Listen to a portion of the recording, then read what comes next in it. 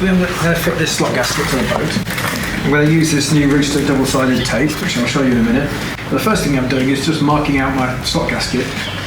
And I'm not going to cut the round at the front, because this double-sided sticky tape is so good that I can actually fit this to the boat without cutting that out. And if I try and mimic the shape of that on the front of the boat, it might only set it up in the wrong angle, so it's better that it's overlong and I can then just chop it out afterwards. So I'm just going to indicate whereabouts it should be, and then I can just prepare the slot gasket.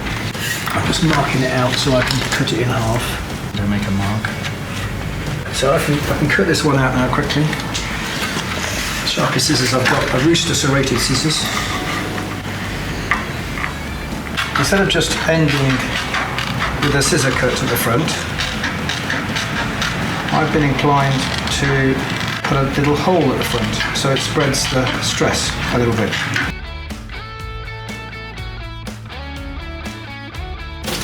So I've got a little tool here that can make a dot, and it's not easy to get in, but I think it's worth doing this.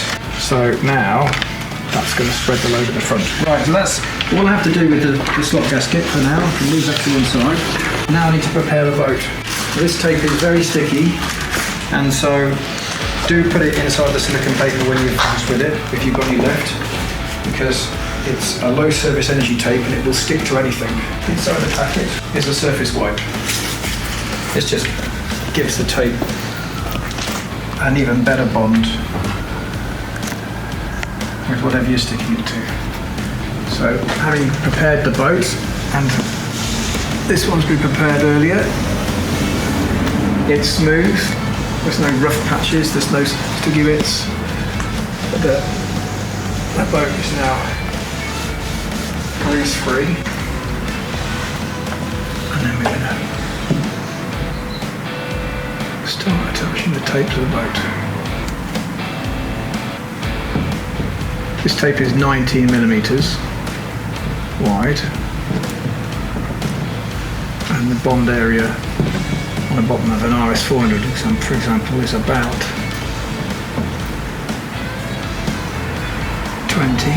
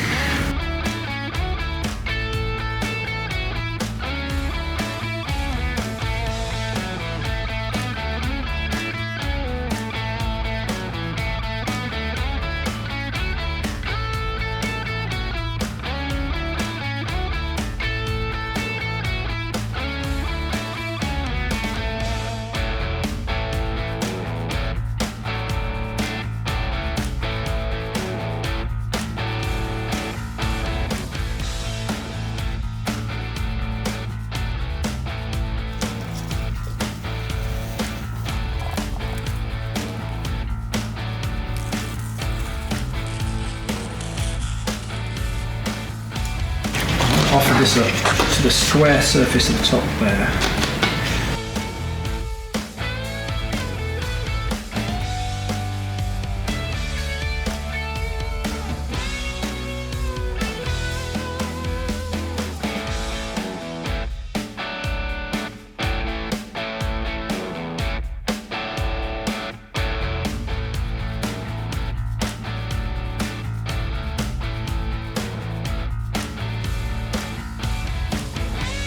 I don't know about you, but that looks very smooth.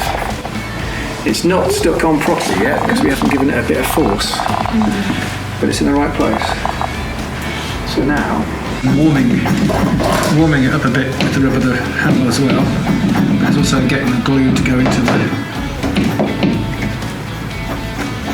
the texture of the mylar.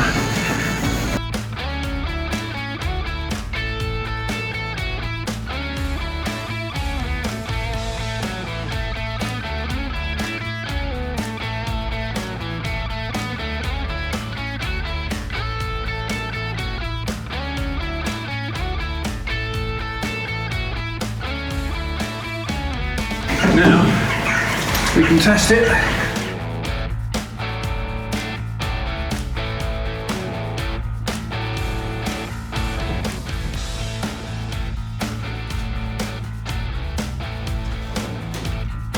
I'm really happy with the glue. Really happy with the glue. We've got it in 90mm width rolls for boats like 200s, 400s, and 10mm rolls for small boats like Europe's. And if you want something in between, you can mix the two together. Stick too much on and cut a bit out. You want them to use a Fix-A-Fix 2-part glue. And what you'd have to do with that is you'd have to lie your slot gasket out on the floor, put some tape on it so you don't glue the bit of the tape. You'd coat the slot gasket on the inside with the contact adhesive. You'd coat the boat with contact adhesive. And then when it's dry, you'd kind of offer it up until it's really a once only. And there are techniques where you can try and arrange it to flap on at exactly the right place. And it's messy. It's contact adhesive. It's horrible. And it gets everywhere. And the next thing that happens with contact adhesive, you get inclined to use some acetone to clean it off. And acetone, unfortunately, breaks the bond down between the mylar and the textured mylar, so it actually delaminates the mylar. So you try and avoid acetone if you can on mylar.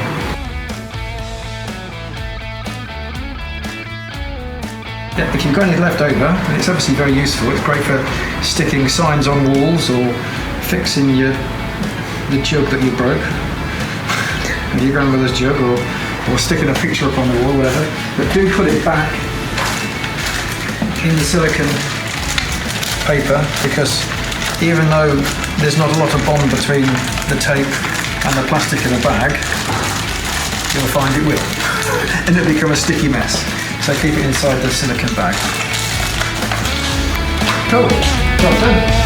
Time to go sailing.